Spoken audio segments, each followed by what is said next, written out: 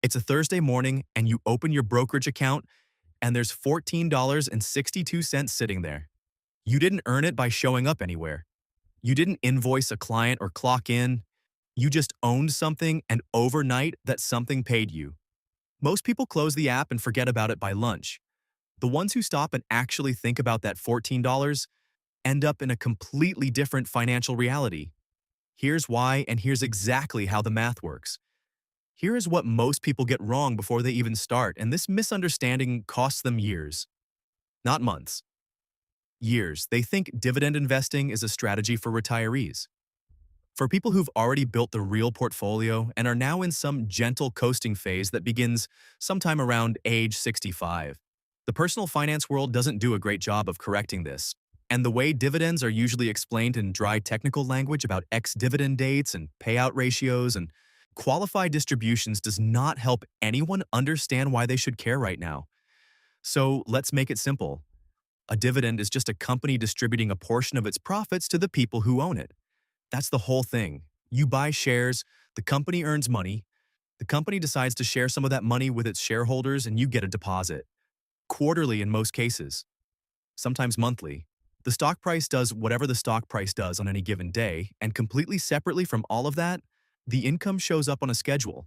The reason this matters, the actual reason it changes behavior and thinking, isn't the income amount at the beginning. At the beginning, the income is $14. The reason it matters is what it demonstrates.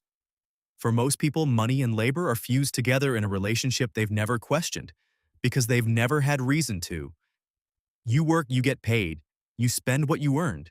The idea that money itself could be out there, working somewhere, generating deposits on a schedule that has nothing to do with whether you showed up anywhere last Tuesday, is genuinely foreign to most people until they see it happen once. That first deposit doesn't make you financially independent. It makes the concept real. If you're serious about building that kind of income, the kind that shows up whether you worked that week or not, this channel is built entirely around that goal.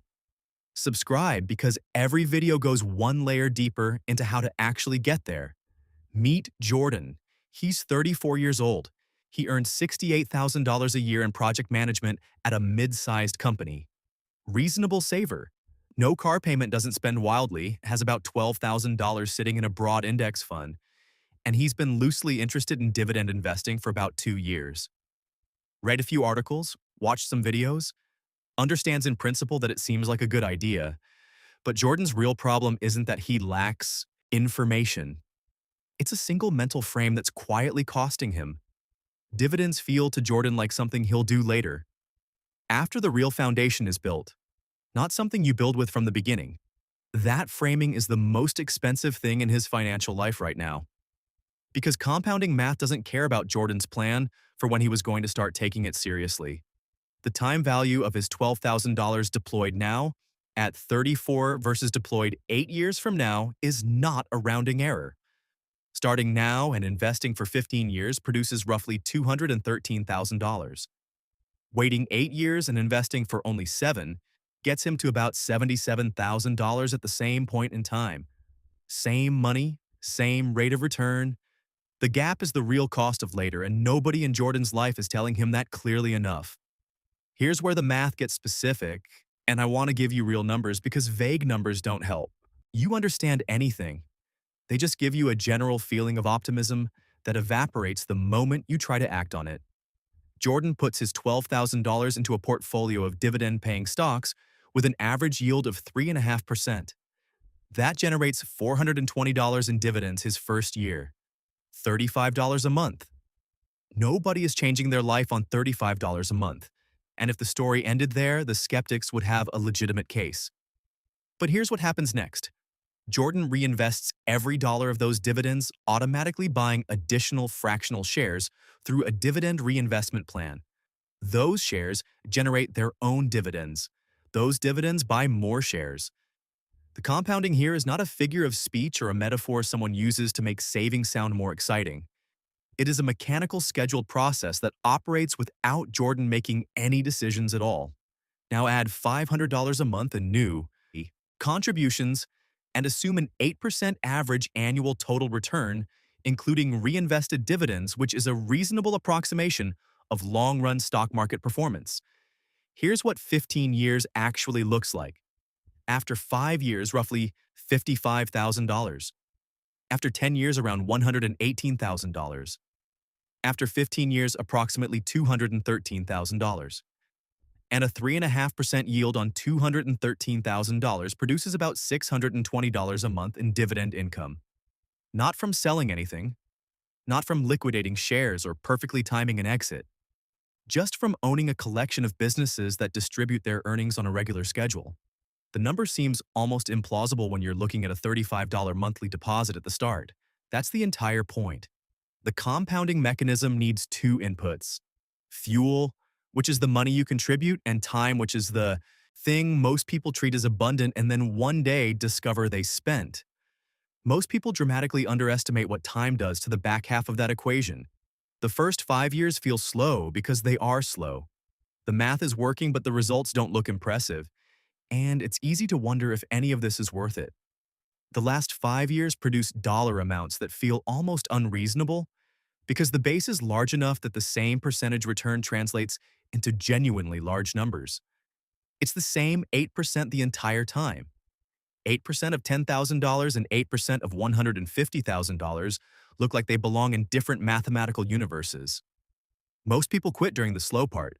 They walk away before they ever see what happens when the machine has enough fuel to run at full speed. Here's the part I think about most, and it's the thing this entire topic is actually about underneath the math. The number is not the change. The number is evidence of the change. What actually shifts when you start dividend investing is how you calculate risk. Not investment risk specifically, life risk. Every financial decision most people make, every career conversation, every time someone considers changing jobs or starting something new or asking for a different schedule or taking unpaid leave to figure something out, gets processed through one quiet question running in the background. What happens to my income if I do this? If the honest answer is that your income depends entirely on one employer, paying you to show up and deliver one specific set of results, that question places a ceiling on every risk you're willing to take. You know exactly what you can't afford to lose. And that knowledge, while completely accurate, narrows every conversation you have and every step you consider. It's not irrational. It's the correct math given the situation. The math just doesn't leave you much room. Now run the same question when Jordan's portfolio is generating $350 a month. That income doesn't stop if Jordan changes employers. It doesn't stop if he negotiates harder, pushes back on something his company asks of him, takes 3 weeks unpaid, or turns down a role that looks better on paper, but costs something he's not willing to give. The floor is higher. Not dramatically, not by enough to live on. But the worst-case scenario in any given risk calculation has shifted upward, and the worst-case scenario is what most people are actually responding to when they decide not to take a step. There's peer-reviewed research on this, not just intuition. Work on financial scarcity and cognitive performance has found that operating under perceived resource pressure measurably reduces decision quality on planning patience and long-term reasoning tasks. Not because financially stressed people are less capable, because managing the floor consumes cognitive bandwidth that would otherwise be available for thinking past next month.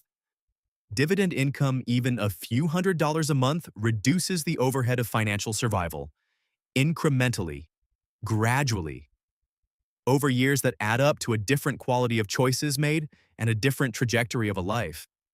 The personal finance world will spend considerable time explaining how dividends compound mathematically. It spends almost no time on this piece. And this piece is what actually changes your life. Now let's talk about the version of this that gets people in trouble, because it's predictable and it's common and it's completely understandable given how dividends are usually presented. The trap is yield chasing, and it works like this.